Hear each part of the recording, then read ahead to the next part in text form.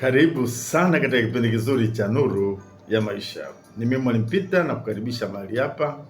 Tafakari yetu, ushinde uchawi katika shughuli zako za kiuchumi. Ni tafakari muhimu sana katika maisha ya kila siku.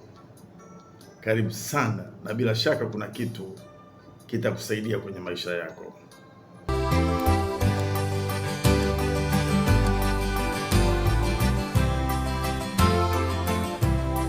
Ushinde uchawi katika shughuli zako za kiuchumi. Ni tafakari muhimu sana kwenye maisha ya kila mtu. Biashara yako au shughuli yoyote ya kiuchumi haihitaji tu maarifa ya kiuchumi, bali inahitaji ulinzi wa Mungu.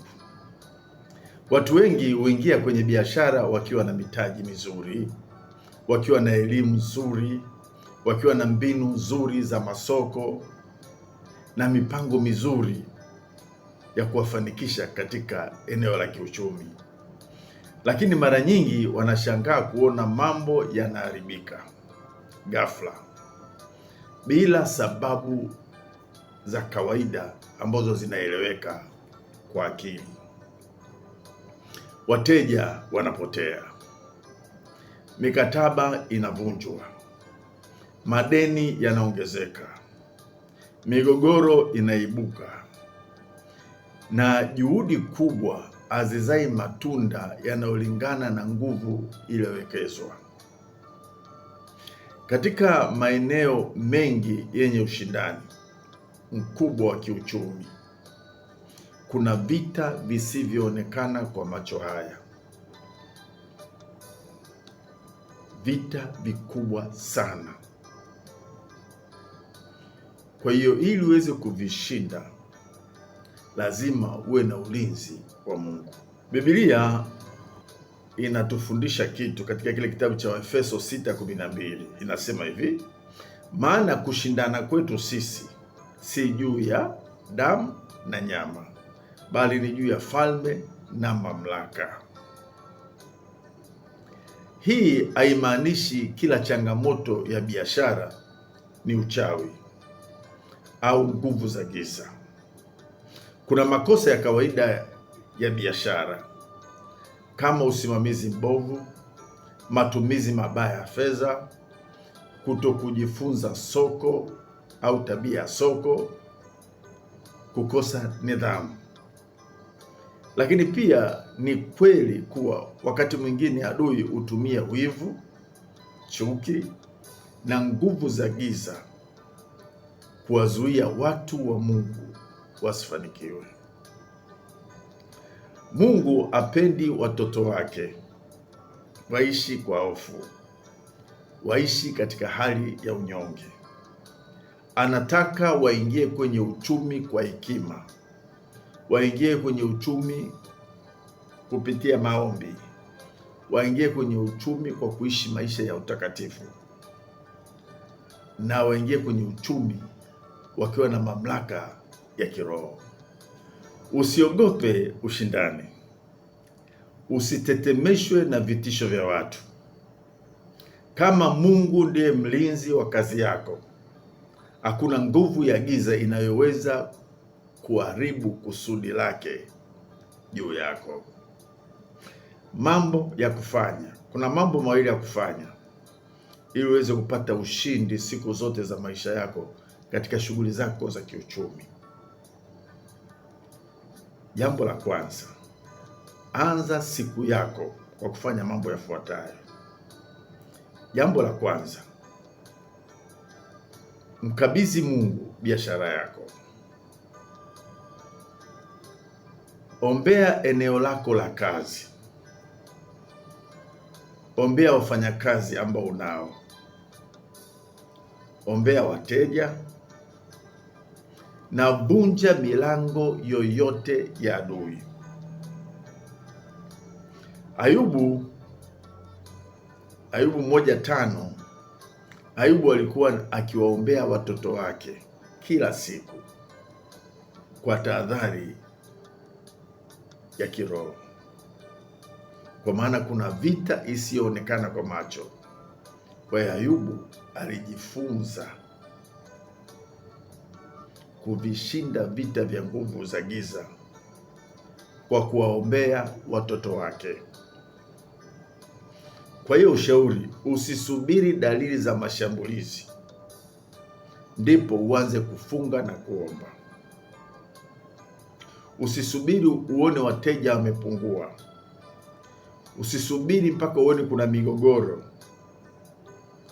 Usisubiri mpaka uone wafanyakazi wanaamua kuondoka ofisini kwako.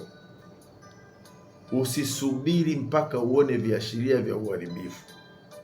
Jifunze kuanza kila siku na maombi hayo, na utaona mabadiliko kwenye safari ya kiuchumi ya maisha yako. Jambo la pili litakusaidia sana. Jenga ukuta wa maombi.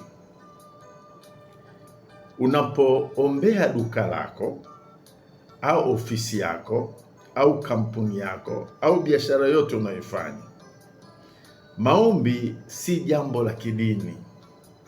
Maombi ni mwaliko wa uwepo wa Mungu katika kazi yako. Kwa hiyo unapoomba, maanake unaruhusu uwepo wa Mungu uwepo kwenye ile kazi yako. Tunaita ukuta wa maombi. Maanake unaruhusu uwepo wa Mungu uwepo. Kwa hiyo uwepo wa Mungu unapokuwepo kwenye biashara yako, maanake unamruhusu Mungu kuachilia hekima katika maamuzi yako. Kwa hiyo maamuzi yako yote utakuwa unaongozwa na hekima ya Mungu.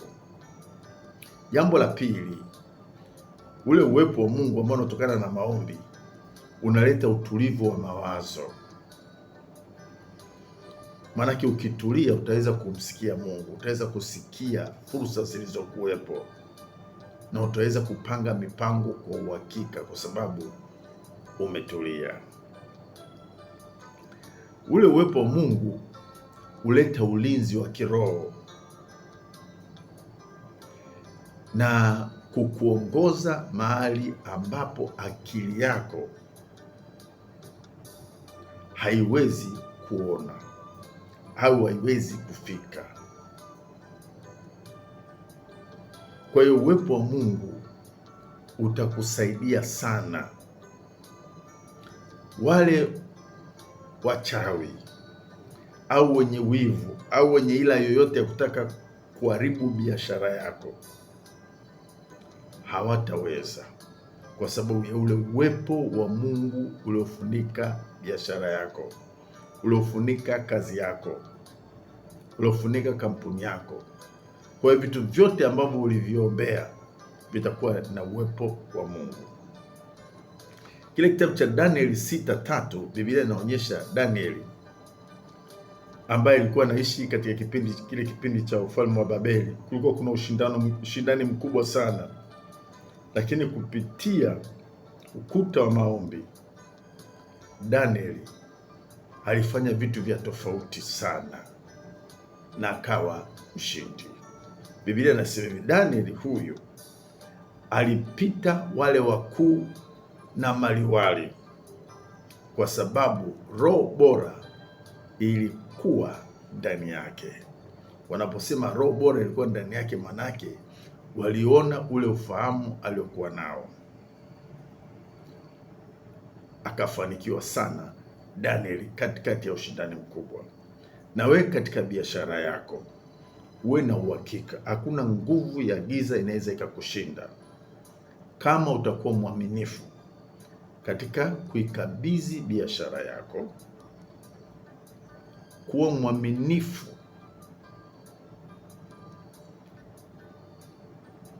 kila siku. Hakikisha ukuta wa maombi umekuwepo. Hayo mengine yanakuwa ni ziada. Maarifa ya biashara lazima uyajue.